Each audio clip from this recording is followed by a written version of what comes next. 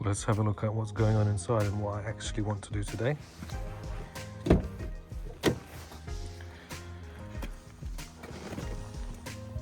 Right, so those little chromey things need to go. Just like this trim, so we'll replace that. Generally the door card isn't too bad, but let's look at the rest of the interior. The seats are good, happy with that. The vent adjuster's missing. The light switch is pushed in, so we'll need to fix that somehow. The steering wheel needs to be replaced or retrimmed. Ooh, look at that badge. Jesus Christ. That needs to go as well. Disgusting. The steering wheel trim is all damaged and nasty. There's lots of dirt on all the handles and stalks.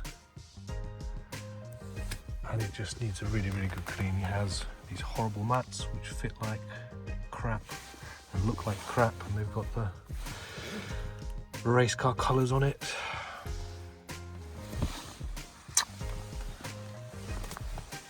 Let's have a further look inside. Not too bad here. I'd like to replace the climate control unit just to have the nicer turn knobs on it. The cup holders are broken.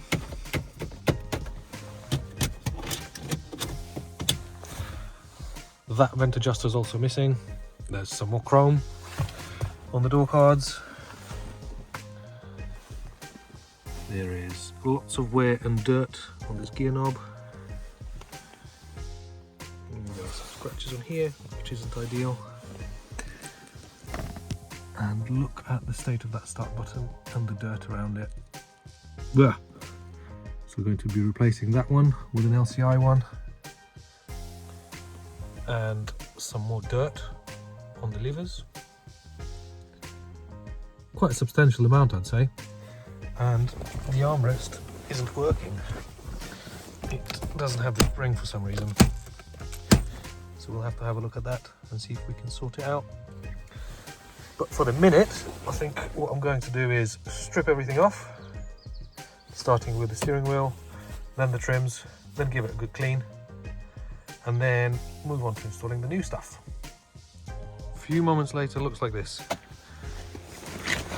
And honestly, I think I prefer to drive it without a steering wheel than with that old thing.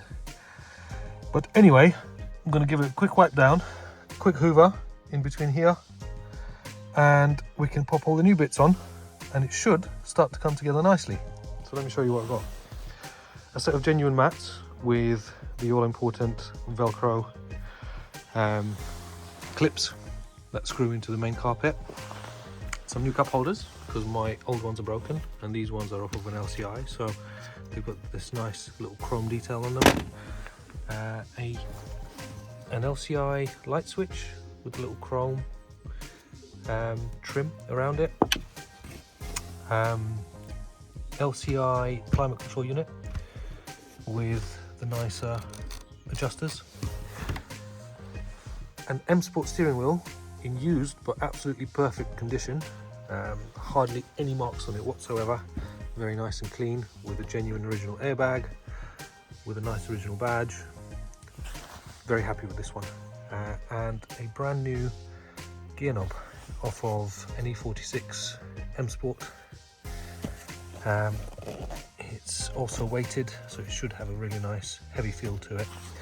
And it's all laid out on the boot carpet, which is in excellent condition. And that would make a nice little addition to the boot space.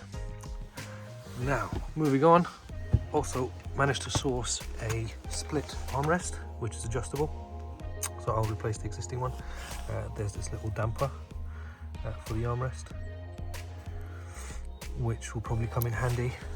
And of course, a trim set with vents and without anything broken.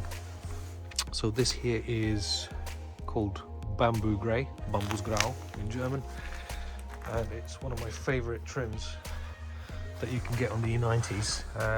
It's very dark and it changes color depending on the light. It's also got a CIC iDrive controller, so from an LCI car with an iDrive, which will work with the old iDrive for the time being, but then I'll obviously be upgrading the iDrive, so it'll be ideal for that as well. The main trim, LCI start button, nice and clean. LCI switches with the traction control switch and the hazard switch, and the rest of the trims.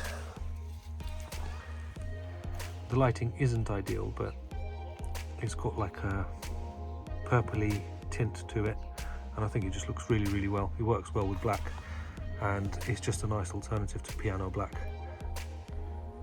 So a little update on fitting the armrest. I've removed the old one, and to remove the old one, what you need to do is you need to push these pins out that way. So you can either use a screwdriver or a little pick, so something to basically push on here and slide this pin out. Now, the reason why the old armrest was flimsy was because this spring wasn't there, and neither was this little damper to slow down the operation of the actual armrest. Not sure why, maybe because it's a very early car, maybe because somebody's been here before and hasn't bothered replacing the spring, but I've got the little spring and I've got the damper, so you don't actually need to spring load it to install it. You just put the spring in this way, push the pins in, and then all you've got to do is you've got to clip this part of the spring behind these teeth here. So basically do it that way, and you can just do it by using a flat screwdriver. And then once that's done, you've got to install the damper into that little hole there. And that's what it looks like when it's fitted and the spring is clipped in. And just to show you the operation,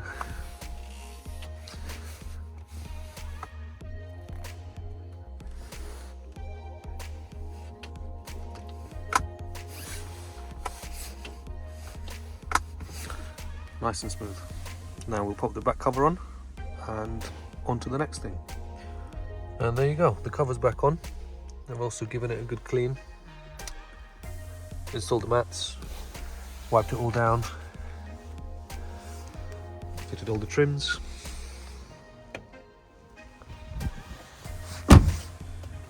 Same story here.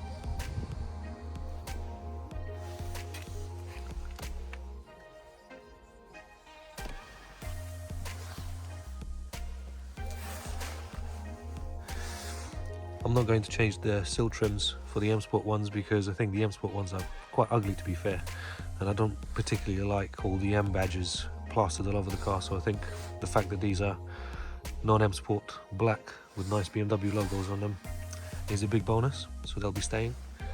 But I think as far as the interior is concerned, it's mostly done.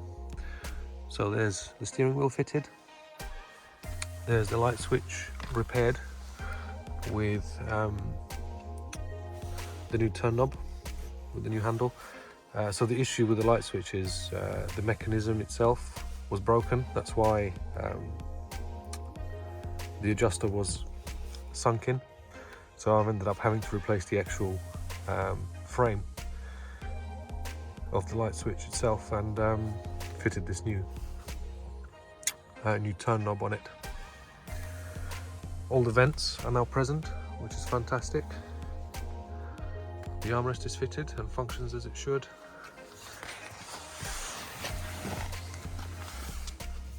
Everything is nice and clean and not horrible to touch anymore. The start button, I've repainted the middle ring because they usually lose the little soft touch coating that you have on them. So this one was no exception. I've repainted it. Here's the climate control. So this climate control is a mid LCI climate control, if you like. So it still has the old software where it doesn't have the all button, it has the rest button. So like the pre-LCI cars and pre-LCI software, yet it has the LCI adjuster knobs. The LCI ones, so anything after 2010 onwards, need to be recoded for the AC to work, where this one is working just fine without any issues. My E46 weighted gear knob, it's E46 M Sport. It was also found on manual F10s, and in the US it came on the ZHP 330s, I think, E46. So yeah, very nice little addition. Some more trims here. So in this light they sort of look yellowy, but when the light changes they have a slightly different colour to them. The cup holders that work, and what I also haven't mentioned was I managed to find a pair of these little rectangular clips that sit on the seat belt, which just hold the seat belt buckle up so it doesn't drop all the way down to that clip, so it's a lot easier to reach when you sit in the car. So I've got one here and one on the driver's side, and that's about it. Now the iDrive controller, which I was hopeful would work with the old iDrive, doesn't fully work. So the shortcuts work, it lights up, but the actual turn functions don't. So the good news is I have sourced the new iDrive, CIC iDrive, which will be fitted tomorrow. It's being coded as we speak, and it should be fitted tomorrow. So we'll replace this trim, and the unit which sits behind there for the CIC one will replace the screen. There'll be a USB socket in the glove box, and I'm also having a COM-box fitted along with the iDrive. So the COM-box Bluetooth module, which came on I think 2011 cars onwards, which will give us Bluetooth streaming, and you can still have access to some of the connected drive apps if you connect your phone with a cable, with a USB cable. So looking forward to that. That's really going to finish the interior off and all the interior comforts. And I think that's really about it. All the chrome's also gone off the door handles. I've installed my son's seat, the commanding chair, and yeah, that's it. The only other thing left to do is to sort out the boot, so we'll get onto that next, and then that's the interior done. Let's have a look at the boot. Yeah, can do with a new carpet because that's beyond cleaning in my opinion. It looks like somebody got to the speaker wires, and that was used to connect the sub. Needless to say, the sub's gone, yay, and that's going to be going ASAP, and we'll have to fix that wiring there to make sure it doesn't short and the speaker's connected again, because that looks like it's popped out of the actual speaker connector. Let's have a look underneath here. Lord. So a good clean, new boot mat, and it should be a lot better than what it is at the moment. And there you go, nice and easy. New mat fitted, the wiring all fixed. I ended up having to remove the speaker and the speaker cover just here because I couldn't plug the actual speaker connector back in from underneath where the speaker was, so I had to pull it through. But yeah, it's fairly straightforward. You just pry this cover open, and the speaker is right there. It's got 3 screws that hold it down. They are 8mm drive, so just remove that, pull the wire through, popped it back in, isolated the 2 naked wires from the speaker cable, and everything works as it should. So fairly pleased, giving it a clean in the boot.